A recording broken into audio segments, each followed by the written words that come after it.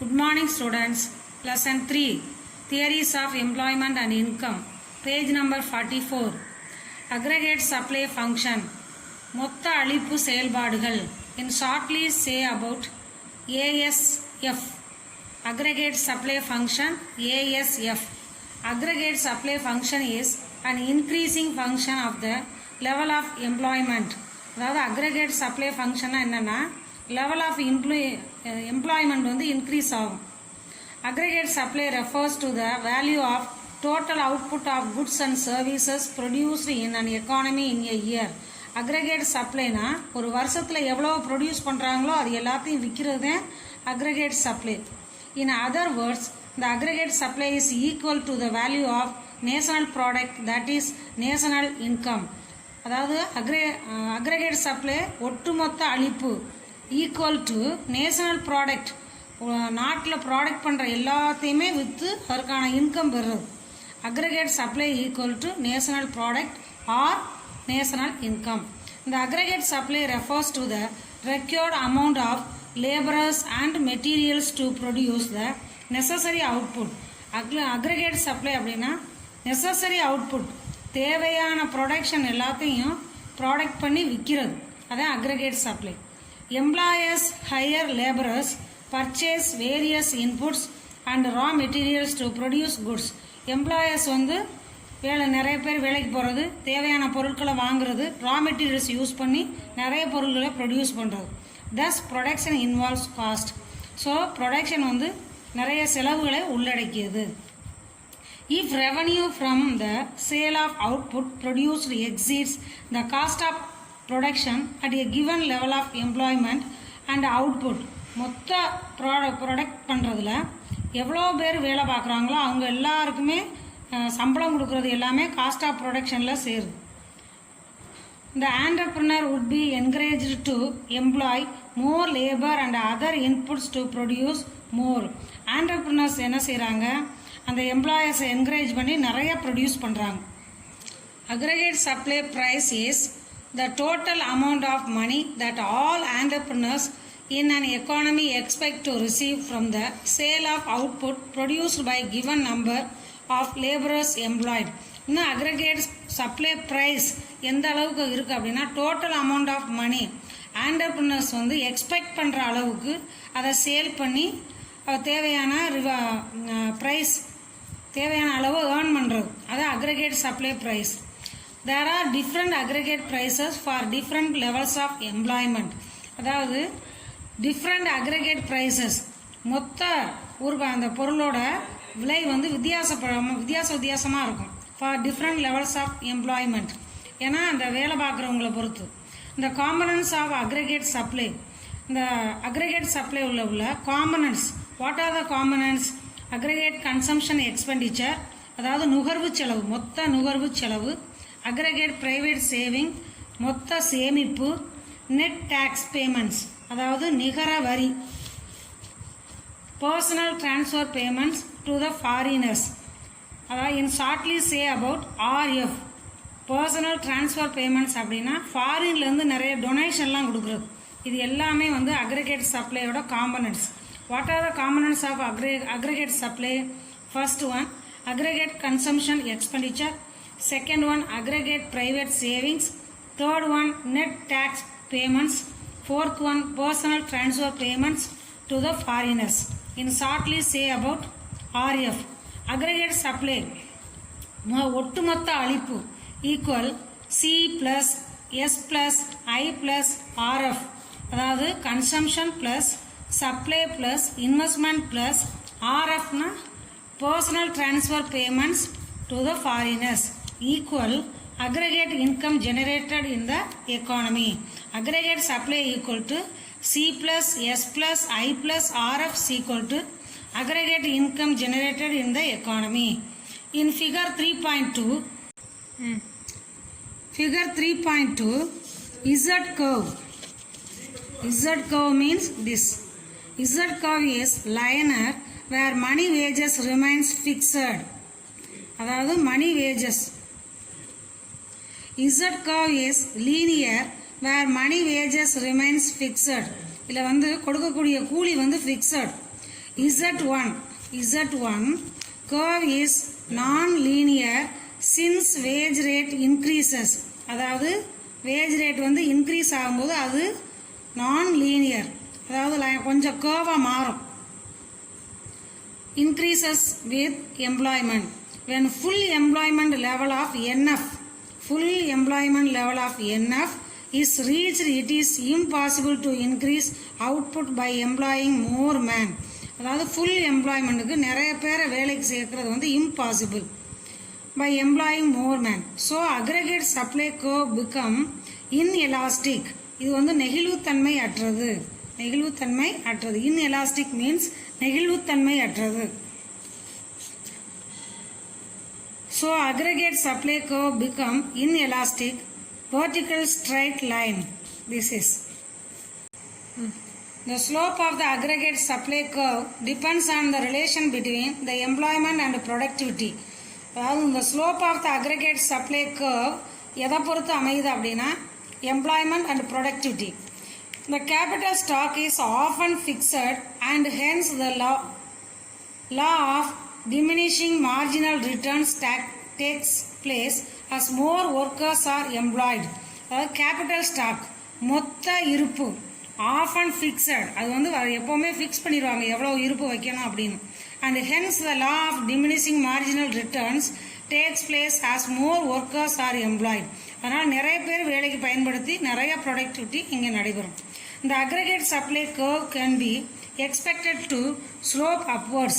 அதாவது aggregate supply curve வந்து upwards மேல் நோக்கி போகும்போது கொஞ்சம் curve வளைந்து செல்லும்.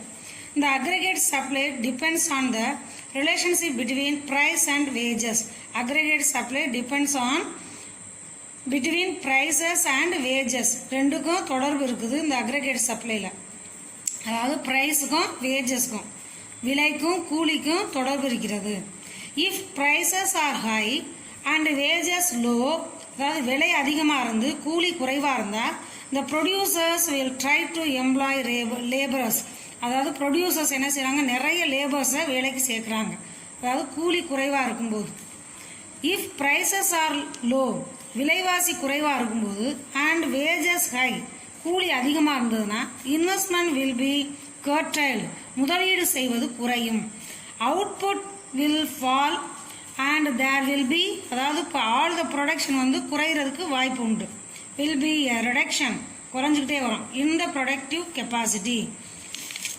Thus aggregate supply is an important factor in determining the level of economic activity. அதாவது aggregate supply வந்து எக்கனாமிக் ஆக்டிவிட்டியில் very very important. Then equilibrium between ADF and ASF, அதாவது சமநிலை ஏடிஎஃப்க்கும் ஏஎஸ்எஃப்க்கும் என்ன சமநிலை நிலவுகிறது அப்படின்னு நம்ம பார்க்க போகிறோம். Under the Keynes theory of employment a simple two sector economy consisting, அதாவது கீன்ஸ் தியரி ஆஃப் எம்ப்ளாய்மெண்ட்ல two sector economy consisting of the household sector and the business sector is taken to understand the equilibrium between ADF and ASF. அதாவது household செக்டார்லையும் business செக்டார்லையும் சமநிலை நிலவுகிறது. எதுக்கிடையே? ADF and ASF. ADF அப்படின்னா aggregate demand function, ASF அப்படின்னா aggregate supply function, ரெண்டுக்கும் சமநிலை நிலவுகிறது. All the decision concerning consumption expenditure are taken by the individual households while the business firms take decisions concerning investment. அதாவது இந்த aggregate சப்ளையில் decisions வந்து எப்படி எடுக்கப்படுகிறது அப்படின்னா கன்சர்னிங் இன்வெஸ்ட்மெண்ட், எவ்வளவு முதலீடு செய்யலாம் அப்படிங்கிறது முடிவு செய்யப்படுகிறது. It is also assumed that consumption function is liner and planet, linear and planet investment is autonomous. அதாவது இதில் வந்து consumption function is linear and planet, plan பண்ணி அந்த முதலீடு செய்வது இங்கே வந்து தன்னிச்சையாக நடைபெறும். அட்டானமஸ் மீன்ஸ் தன்னிச்சையாக நடைபெறும். There are two approaches to determination of the equilibrium level. அதாவது சமநிலை லெவலில் 2 அப்ரோச்சஸ் இருக்கு of the income in Keynesian theory. Keynesian தியரியில் இந்த கீன்சியனோட இன்கம் தியரியில் சமநிலை நிலவும் போது 2 approaches are there. What are the 2 approaches? First one aggregate demand minus aggregate supply approach. Saving minus investment approach. First one aggregate demand, aggregate supply approach, saving investment approach. These two are the approaches of income in Keynesian theory. These two aggregate demand and aggregate supply approach is alone explained to understand the determination of equilibrium level of income and employment. அதாவது இன்கமுக்கு எம்ப்ளாய்மெண்ட்டுக்கு இடையே சமநிலை நிலவுகிறது aggregate demand and aggregate சப்ளைல. The concept of effective demand is more clearly shown in the figure 3.3. In the figure, the aggregate demand and aggregate supply reach equilibrium at point E. அதாவது at point E, aggregate supplyயும் aggregate demandம் ஈக்குவலாக reach ஆகுது E பாயிண்டில். The employment level is NO. The employment level is NO at that point. Employment level is NO. Then at ON1, employment, the aggregate supply is N1 R1, N1 R1, N1 R1. But they are able to produce M1 and N1.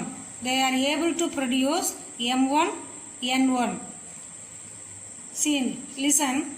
At ON1 point employment, the aggregate supply is N1, R1, but they are able to produce M1, N1. The expected level of profit is M1 and R1 to attain, அதாவது M1லேருந்து R1 வரைக்கும் உள்ளது profit. To attain this level of profit, entrepreneurs will employ more laborers. அதாவது profit நிறைய வர்றதுனால entrepreneurs என்ன செய்கிறாங்க, நிறைய லேபர்ஸை வேலைக்கு சேர்க்குறாங்க. The tendency to employ more labor will stop once they reach point E. அதாவது லேபர்ஸை சேர்த்துட்டே இருப்பாங்க. once they reach E point போனோடனே ஸ்டாப் பண்ணிடுறாங்க. At all levels of employment beyond ONO, the aggregate demand curve is below the aggregate supply curve. Below the aggregate supply curve, na aggregate supply AS is the aggregate supply curve. Is below the aggregate supply curve, indicating loss to the producers. அதாவது இந்த AS curve வந்து எதை காட்டுதுன்னா ப்ரொடியூசர்ஸ்க்கு loss ஏற்படும். Hence they will never employ more than ONO labour. So அதனால் என்ன செய்கிறாங்க, ONO லேபருக்கு மேலே அவங்க எம்ப்ளாயர்ஸை அப்பாயின்ட் பண்ண மாட்டாங்க. Thus effective demand concept becomes a crucial point in determining the equilibrium level of output in the capitalist economy. capitalist economyல மொத்த ப்ரொடக்ஷனும் என்ன நடக்குதுன்னா, R a free market economy in the Keynesian system படி மொத்த ப்ரொடக்ஷனையும் அவங்க சேல்ஸ் பண்ணிடுறாங்க. The equilibrium level of employment need not to be the full employment. அதாவது இந்த equilibrium எம்ப்ளாய்மெண்ட்டில் full employment வராது. Level from the figure 3.3 it is understood. இதைத்தான் வந்து full employment இங்கே நடைபெறாது. It is understand that the difference between NONF is the level of unemployment problem. NONF is the unemployment problem. The concept of effective demand becomes significant in explaining the underemployment equilibrium. அதாவது effective demandல என்ன நடக்குது அப்படின்னா underemployment problem இருக்கு. Comparison of classism and Keynesianism. Comparison of classism and Keynesianism. Classism அப்படின்னா பழமையான மற்றும் கீன்சியன் theory, இதுக்கு இடையே உள்ள கம்பேரிசன், இதை வந்து வேறுபடுத்தி காட்டுறோம். Keynesianism, classicism. Short run equilibrium, அதாவது குறுகிய கால சமநிலை ஏற்படும் கீன்சியன் தியரி படி. கிளாசிசம், பழமையான தியரி படி லாங் ரன் ஈக்குவலிபிரியம், நீண்ட நாளைக்கு சமநிலை நிலவுகிறது. சேவிங் இஸ் ஏ வாய்ஸ், அதாவது சேவிங் வந்து இங்கே கெடுதல் கீன்சியன் தியரியில். Saving is a social virtue, இங்கே வந்து சேவிங் வந்து சொசைட்டிக்கு நல்லதாக இருக்கும். இந்த function of money is a medium of exchange, money வந்து மீடியம் ஆஃப் எக்ஸ்சேஞ்சாக பயன்படுது on the one side, and a store of value on the other side, இன்னொரு சைடு வந்து அதை ஸ்டோர் பண்ணி வைக்கிறாங்க. இந்த function of money is to act as a medium of எக்ஸ்சேஞ்சாக மட்டும் இங்கே பயன்படுது. Macro approach is national approach to national problem, அதாவது நாட்டு அளவில் ப்ராப்ளம் ஏற்படுது.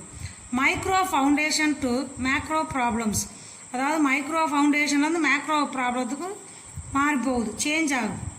ஸ்டேட் இன்டர்வென்ஷன் இஸ் அட்வொகேட்டட், அதாவது கவர்மெண்ட் இன்டர்வென்ஷன் வந்து வரவேற்கப்படுகிறது, கவர்மெண்டோட தலையீடு வரவேற்கப்படுகிறது. Champions of laissez faire policy, அதாவது non intervention policy, non intervention means கவர்மெண்டோட இன்டர்ஃபியர் இருக்கக்கூடாது என்று வலியுறுத்தப்படுகிறது. அப்ளிகபிள் டு ஆல் சிச்சுவேஷன்ஸ், அதாவது இந்த கீன்சியனிசம் தியரி வந்து எல்லா சிச்சுவேஷன்லையும் applicable. Full employment and less than full employment, அதாவது ஃபுல் எம்ப்ளாய்மெண்ட் காலத்துலேயும் ஃபுல் எம்ப்ளாய்மெண்ட் குறையும் போதும் இந்த Keynesianism theory applicable. Applicable only to the full employment சிச்சுவேஷனில் மட்டும். கேபிட்டலிசம் ஹேஸ் இன்ஹெரின் கான்ட்ராடிக்ஷன்ஸ், அதாவது கேபிட்டலிசம் முதலாளித்துவ முறை வந்து இங்கே சரிப்படாது. Capitalism is well and good, இங்கே முதலாளித்துவம் இந்த கிளாசிசம் தியரியில் நன்றாக செயல்படுகிறது. Budgeting should be adjusted to the requirements of economy, பொருளாதாரத்துக்கு தகுந்தாற் போல் பட்ஜெட்டிங் வந்து அதுக்கேற்ற மாதிரி சேஞ்ச் பண்ணிக்கிட்டே இருக்காங்க. பேலன்ஸ்டு பட்ஜெட், இங்கே வந்து சமநிலை பட்ஜெட் நிலவுகிறது. கணக்கு அறிக்கை வந்து சமநிலை ஏற்படுகிறது. The equality between saving and investment is advanced through changes in income, அதாவது சேவிங்கும் இன்வெஸ்ட்மெண்ட்டும் இன்கம்மை பொறுத்து சேஞ்ச் ஆகும், அதாவது கூட குறைய இருக்கும். இந்த equality between saving and investment is achieved through changes of rate of interest, அதாவது வட்டி வீதம் கூடுறது குறையிறத பொறுத்து சேவிங் அண்ட் இன்வெஸ்ட்மெண்ட் இங்கே மாறி மாறி வரும்.